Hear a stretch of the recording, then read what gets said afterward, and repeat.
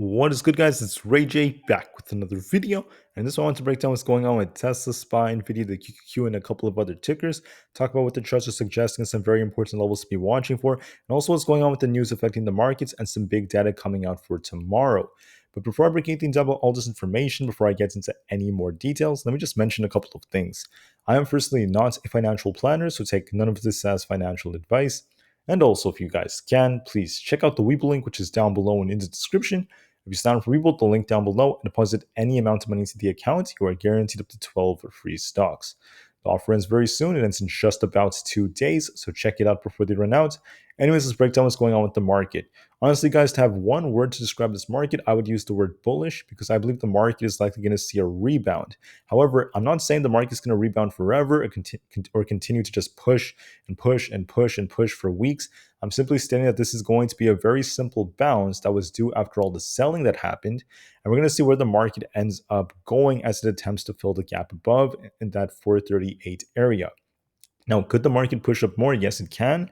However, I just want to warn you all that there's no guarantees this was going to last forever or for a very long time because there could be a risk of more selling by the very, very end of September, if not by early October, as we could still break the low that was made today. There's still a possibility of that later on, and I think that there's a risk of that. But before we talk about any more selling, we just want to focus on what's happening for now. And as of right now, for the next couple of days, I think the market has more potential for upside. I'm going to break down exactly why that is on the charts for all these different tickers and what the news is saying. So anyways, let's break this down. So starting us off, when you look at what happened, the S&P 500, the futures, the NASDAQ, they closed higher. And this is the first time in many days that this happened because we were just on a 4-day losing streak. The market was just continuing to sell off, especially after Jerome Powell gave his speech, after the Fed announced their changes to monetary policy. The market was just continuing to look very, very weak until today. It looks like it's time for a shift in that because the market has become very, very oversold and it is due for something like this. Now, I just want to remind you all that for tomorrow, we have some data coming out. 30 minutes before the market opens, we have the home prices report coming out year over year and month over month.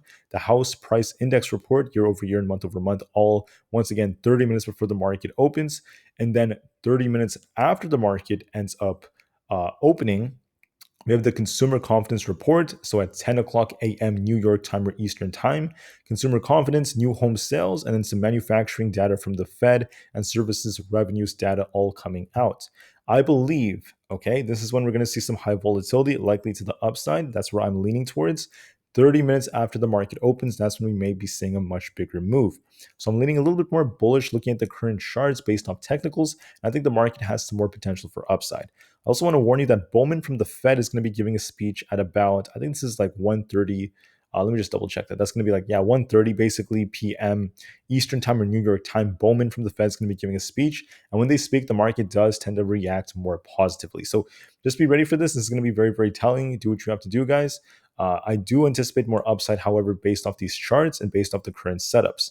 Now, remember, no promises could ever be made in the market because news could always come out that changes how things go. But there's a very high probability that the market is going to continue to bounce, continue to push up, looking at this setup. I'm going to break down exactly why that is. So let's start off with SPY.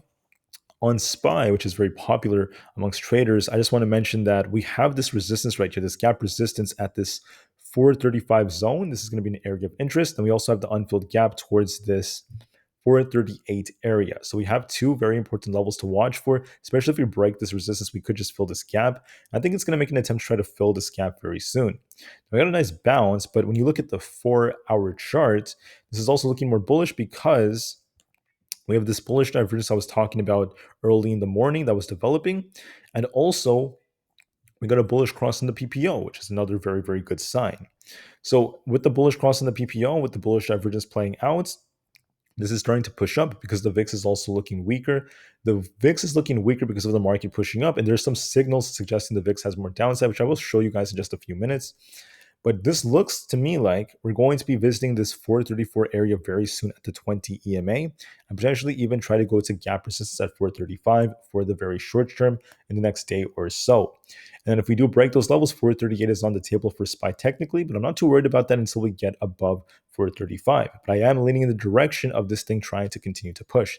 So it could kind of like gap down tomorrow, start a little slow, and then once the data comes out, start pushing again like today. I'm going to be looking for another green day. I think the market has potential for it. Now, for Tesla, remember, Tesla is heavily affected by the news. If there's ever any bad news, things could always change, which I can't always predict. But what I will tell you is that looking at this overall setup, okay, the RSI came all the way down to about 25 today on the 4-hour chart. Tesla was very oversold, and then it started trending upwards as Tesla dropped in the morning because this looked like a liquidity grab. So they dropped it so they could start buying up a lot of options. We saw a lot of call buying on Tesla today, especially lots of big orders. And then Tesla started pushing up towards the end of the day. Now, I called out a potential head and shoulders on Tesla and SPY and all these different tickers, and it did play out, but it was a very small scalp, very small intraday scalp. You can see how Tesla dropped right here. And then I told you all that you just want to watch the levels to see how they play out. So like right here, you guys can see Tesla, it kind of sold off a little bit, but this was just another opportunity for the bulls to step in, start pushing the market right back up. And that's part of why Tesla started going. So it's quite evident. I think that two of the most important time frames are the 4-hour charts and also like the dailies. 30 minutes are very important too, but I like to look at the 4-hour right now. I think it's very telling. We're about to get a bullish crossover as the bullish momentum is developing. I think Tesla's going to be pushing towards 250 to 252 very, very soon. I think it has more potential. And I think that this thing is going to make an attempt for some upside. So I'm leaning in that direction for Tesla. I think 250 plus is coming soon. Could gap down or slow down to start off, then start pushing. I'm leaning more bullish overall.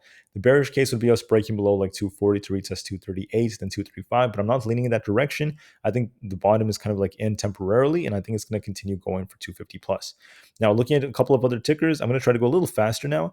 I just wanted to mention that Aapl, let's start off with Aapl. Aappl's looking a little bit better. We have a potential accumulation structure right here, bullish crossover, but the 50 EMA is acting as resistance. 176.72 is going to be a key resistance level. We'll see if we can break this or not. If we break this, I could see this thing pushing for 177.5. If it fails, then it is what it is, but I believe it's going to be attempting to break this very soon. So 177 is a real possibility. So long as there's no bad news, I think Aapl has the potential as it's looking more bullish for the time being. To add on to this, I just wanted to mention that the IWM is also looking a little bit more bullish. It has a very similar setup with this bullish divergence right here. And wants to get above 178. I'm leaning more bullish in that direction. For the QQQ, we have a bullish divergence that developed on it, a bullish crossover on the PPO. 361 should be broken very soon, and we could be testing 362.5 if we break it. I think there's a good chance that we could see stocks like Nvda and the Teslas out there and the Apples help this out. I think there's a lot of potential for us to retest 361 at least by tomorrow. It looks more bullish overall. Could start off a little bit weak before getting a push after the data comes out. Nvidia looks more bullish to me on the 4-hour chart. We have a potential inverse head and shoulder structure that is developed on it. I was talking about this thing potentially coming down to maybe fill this gap and bounce and start pushing. We came just short of filling the gap. We actually came down to about the 411 area instead of coming down to like 410. So it was off by $2 before this thing started pushing. That's what happened like from right here. Also like right here, you can see it dropped before pushing up. So that's what happened over the last 2 days. And overall, it's starting to gain some strength. We have a nice accumulation right here. And reverse head and shoulder. I think this thing has the potential to come all the way back up towards 430 plus to 431. If it breaks that, then 433 is also another very tight resistance at the 50. I think it's very likely it's going to push up towards the 430 plus area. Could start off a little slow, just like the market, and then it's going to likely try to continue going. Microsoft, we were talking about a bounce as we had another bullish divergence on it. Going to be watching this thing approach 320 very soon. Looks more bullish to me. If you want to look at Shopify, Shopify looks more bullish too. Going to be watching this thing approach 55. That's where our 20 EMA happens to be. AMD looking more bullish. I want to see this hold above 98. If it manages to do so, I could see it get very close to 100. I think that's a possibility. I've been balanced all the way up here towards 100. Could be on its way towards 100, but we need to hold above 98 first. So not as strong as like Nvidia or other tickers, but there is still potential for it to push up. Netflix looking quite nice, testing this resistance at 186.5. If we break above this, I could see it try to get closer to about, did I say one? I'm sorry, 386.5. If we break above that, then 390 is a real possibility. I am leaning in that direction, but I want to see it break first. So we have to watch that resistance. SPX, or anyone who wants to trade ES, we have some very similar setups. Nice balance right here on the 4-hour chart. Nice bullish divergence. It could be getting very close to this key level way up here. Could be getting close to this 4370 zone towards the 200 EMA, which is where we have this gap resistance. ES looks like it's bullish. Looks like it wants to go, so that's another good sign. The VIX, here's the important thing, guys. The VIX on the 30 minutes time frame is looking more bearish because we established a triple bearish divergence on the RSI and on our MACD. We're also approaching this level right here, 16.42. Very simple looking level. If this breaks, I think it's going to be approaching the 16 flat area. Now, this could just be a temporary drop on the VIX. It does not have to be like permanent. It doesn't have to last way too long. This could just be a drop for the next like day or so, next couple of days, of course. And that's, in my opinion, would be because of the market potentially bouncing. So the VIX is suggesting a bounce is coming for the markets. The dollar is at resistance around this 106 zone. It hit that area, became very overbought, and started cooling off a bit.